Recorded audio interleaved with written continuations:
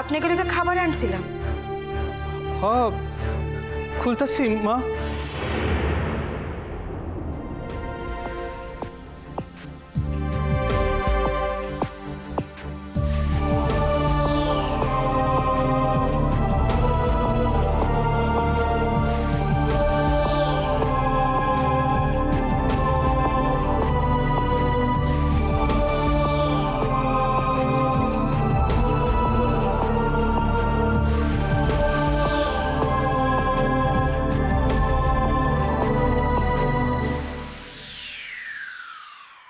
আমারে মা কইয়া ডাকতেছে। কতদিন পর মা ডাকখান শুনলাম। হোক না অন্যের মুখে, তুই ডাকখান তো শুনলাম। সোনা, সোনা, তুই কবে আসবি বাবা? কবে বাসায় ফিরবি তুই? বাবা মার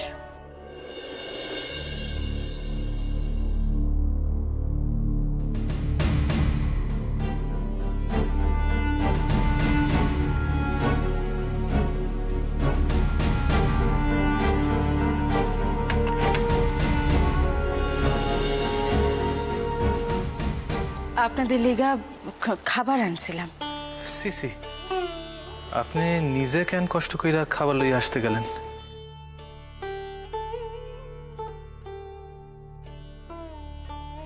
মা, কইতেছিলাম আমাকে তো ডাক পাঠাইলেই পারতেন, আমরা খাওনের ঘরে চলে যাইতাম। তার লিগা কিছু না বাবা, আমি সম্মুখে বসাইয়া খাওয়াইলে একটু শান্তি পাইতাম। আমার লগে যে আছে সে স্নানে গেছে। আমি তো আছি, আপনি খান। মা, আমারে আপনি কইেন না। সে কি কথা বাবা? আপনি হইলেন পীর মানুষ, পৃথিবীর কত কিছু জানেন। আপনি রে আপনি না কইয়া পারি?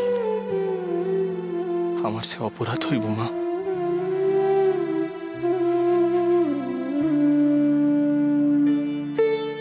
বাবা, কাইন্দেন না মা।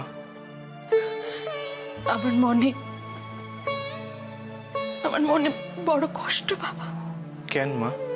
কইলাম না তখন, আমার পোলাটারে বহুদিন হইয়া গেল, খুঁজা পাই না।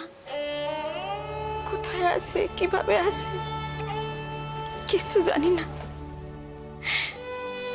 একদিন আমার পোলাটা আমারে সাইডা কখনো থাকেনি জানেন। মা, আমি তো কইছি আপনারে, আপনার পোলা একদিন ঠিকই ফিরে আসবে আপনার নিকট। আপনি তো বড় গুণীন বাবা, আপনি তো জানেন। কন্যা বাবা, আমার পোলাটা এখন কই আছে? তোমার সম্মুখে মাগো। এইভাবে আরো অধিক সময় থাকলে আমি যে নিজেরে তোমার নিকট গোপন রাখতে পারুম না মা।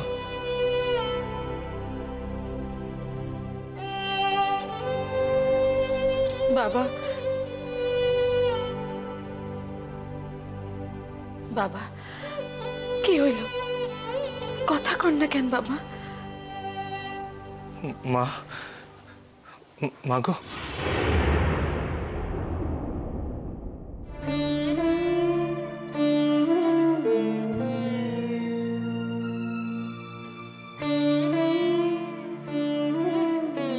সোনাল্লা খান, এক্কেরে সোনাল্লা খান মা কইয়া ডাকে। বাবা, আপনার গলার স্বরখান যতবার শুনি ততবার চমকাইয়া উঠি।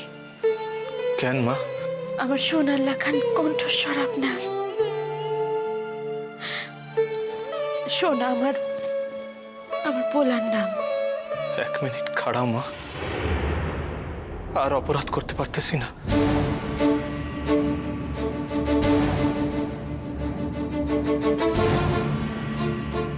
মানে?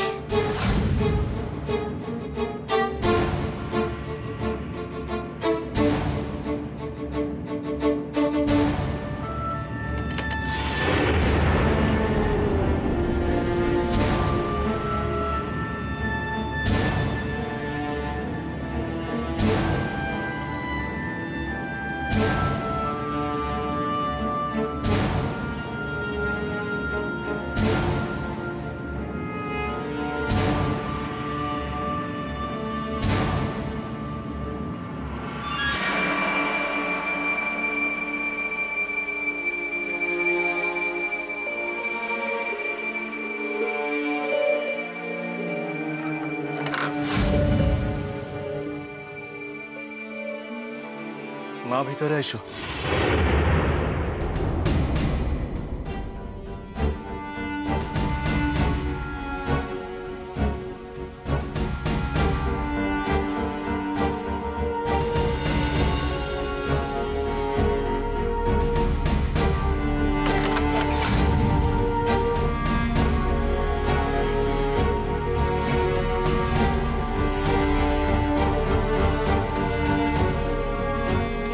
মা,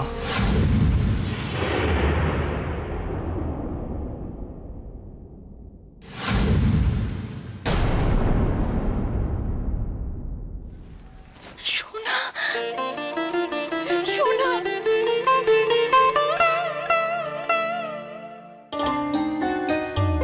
কেয়া পাতার নৌকো ভাসে টলমল টলমল করে রে, পদ্মা ভাসে নয়ন জলে, গঙ্গা ভাসে হৃদ কোমলে। কোথায় ছিল বাবা? কোথায় ছিল এতদিন? তোমার না আসতে উপায় নাই মা। তবে তোমার নিকটে আর অপরাধ করতে পারলাম না।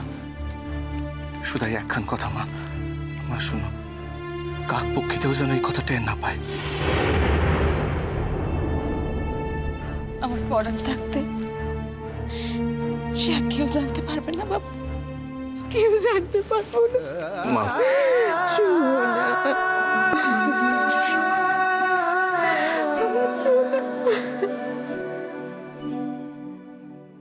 আচ্ছা, তাহলে তোমরা যা সংবাদ সংগ্রহ করছো তা ঠিক তো? হ্যাঁ স্যার, একেবারে পাক্কা খবর। আমরা কাইলি মুখালি থানা আক্রমণ করতে চাই। এই সুযোগ আর কখনো পাবো না স্যার।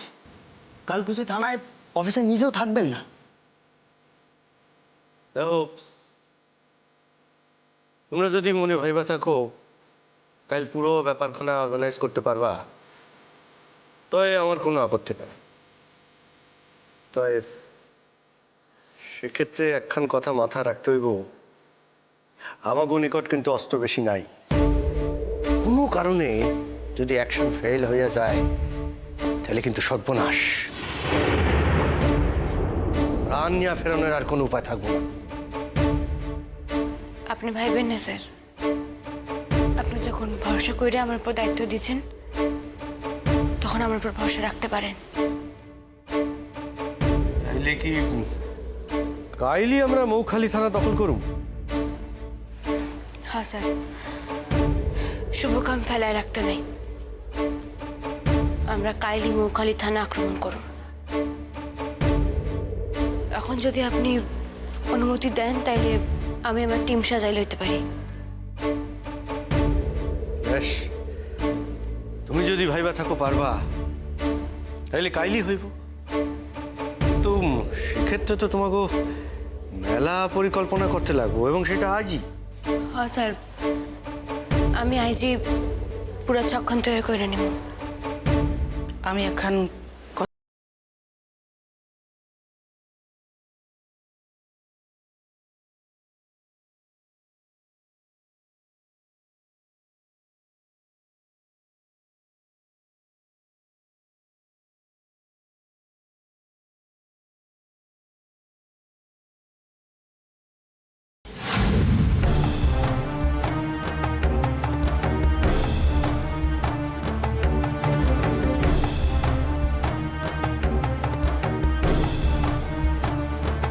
অসম্ভব।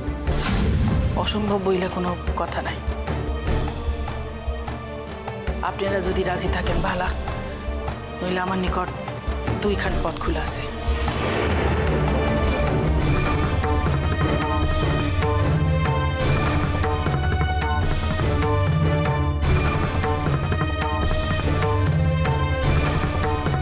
আপা, আপা আমার একখান কথা শুনেন আপা। দেখেন, আপনার তো অস্ত্রের প্রশিক্ষণ এখনো শেষ হয় নাই, আর এই ধরনের অ্যাকশনে আপনি আগে কখনো যান নাই, তাই আমি এখন অস্ত্র চালাইতে পারি। আমি কাইল মৌখালি যাইতেছি।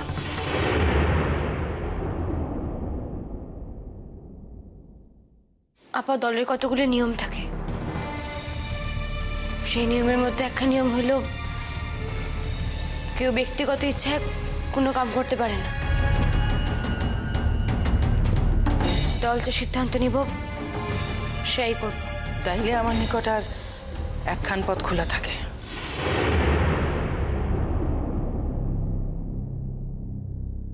কি পথ? আমি দল ছাইরা দিব।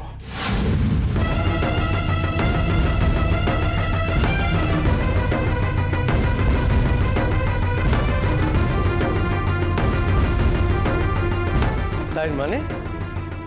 মানে কাইলকার লড়াইয়ে আমি অংশ লইতে চাই। আপা, কাইল কেন? পরিকল্পনা অনুযায়ী আমাকে তো আরো অ্যাকশন আছে সামনের দিনে। অন্য কোনো লড়াইয়ে যাই বা না যাই, কাইলকার লড়াইয়ে আমি থাকতেই চাই। কেন কন্দেই? আপনি কি কখনো মৌখালি ছিলেন? মৌখালি কি আপনার চেনা জায়গা?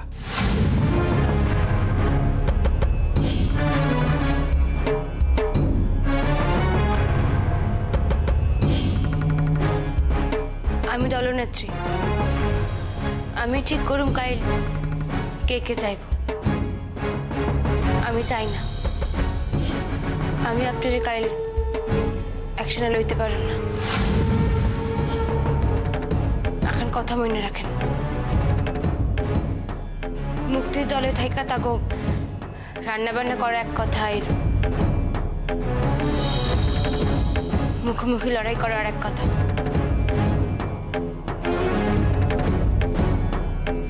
তালিকা আরো বেশি প্রশিক্ষণের প্রয়োজন হয়।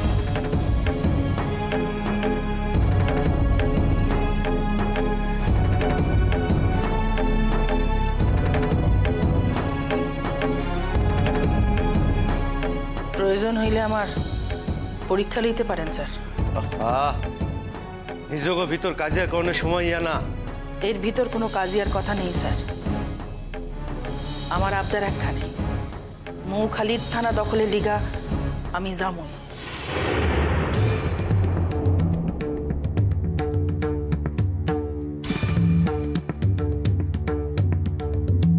অনুমতি না পাইলে দল সাইডা চইলা যাবো।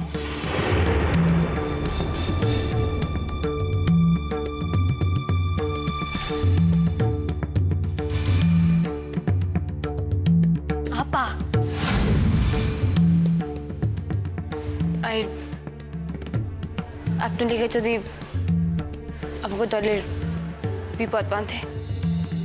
আমার লিগা কোনো বিপদ বাঁধব না। এইবারে লাখান আমার উপর বিশ্বাস রাখেন স্যার। মোটের ওপর আমি কাল জামুই।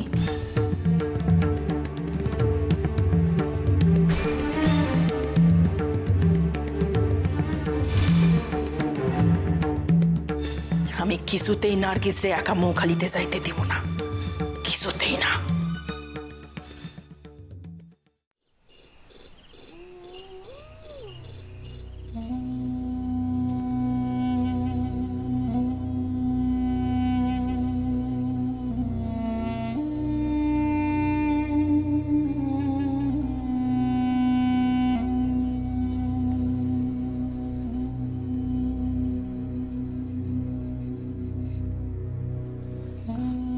তুমি তো এতক্ষণ দাদার ঘরে ছিলে, কি হইল গো? রাজি করতে পারলা? না, দাদাই যে কেন এত দৃঢ় হয়ে আছেন এই তো বুঝতে পারতেছি না।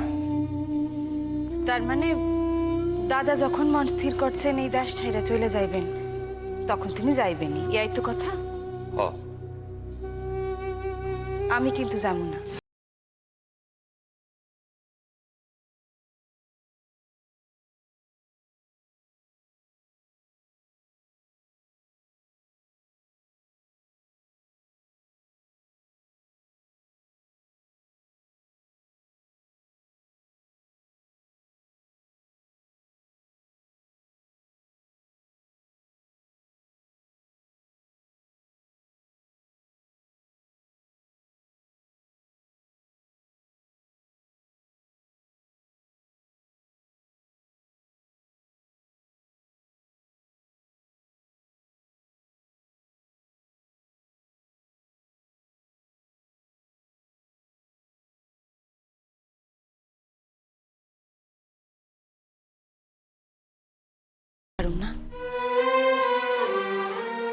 পোলায় দেশের লিগা যুদ্ধ করতেছে। এক কঠিন কষ্ট এবং সংগ্রামের ভিতর দিয়ে যাইতেছে সে। তারে যুদ্ধক্ষেত্রে একা ছাইরা দিয়া আমি মা হইয়া কেমনে যাই কও? ছোট এমন বিশ্বাসের সঙ্গে কথাগুলি কইতেছে, যেন সে সত্যিই ছেলেরে যুদ্ধের সাজে যুদ্ধক্ষেত্রে পাঠাইতেছে। আসলে তো এই সবই আমরা ধারণা করে নিছি, আমরা তো কেউ জানিই না সোনা কই আছে, কেমন আছে। ভাবো কি হ্যাঁ, তুমি যাই ভাবো না কেন, আমি কিন্তু কিছুতে এই দেশ ছাইরা যাইতে পারব না। নিজের সন্তানরে ছুঁইয়া যদি প্রতিজ্ঞা না করতাম, তাইলে আমি তোমার সব কথা খুইলা কইতে পারতাম গো। কিন্তু আমি যে তার নিকটে শপথ করছি।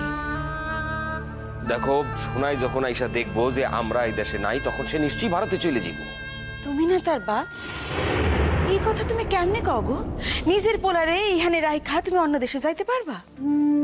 রাজেশ্বরী, আমার পোলাই যেরকম আমার নিকটে সবচেয়ে বড় সম্পদ, আমার নিকটে আমার দাদাও তেমনি। বেশ, তাইলে তোমরাই যাও। রাজেশ্বরী, আমরা চইলা গেলে তো তোমারও যাইতে হয়, কথা তো ইয়াই। আর দাদা কইতেছিলেন 1 সপ্তাহের মধ্যেই দেশ ছাড়তে চান। কখনো না, কিছুতেই আমি যাবো না। রাজেশ্বরী, তুমি দাদার কথার উপরে কথা কইতেছো। হ কইতাছি, প্রয়োজন পড়লে দাদার সম্মুখে ওই কথাখান আমি কইতে পারি। তা তুমি কি ভাবো? তোমার থেকে সোনার কথা দাদা কিছু কম ভাবেন? নির্যাস কম ভাবতেছেন। তা না হলে সুধাই কেউ অপমান করছে বইলা, তার মনে আঘাত লাগছে বইলা তিনি এইভাবে এই সময় দেশ ছাড়ার কথা বলতে পারতেন না।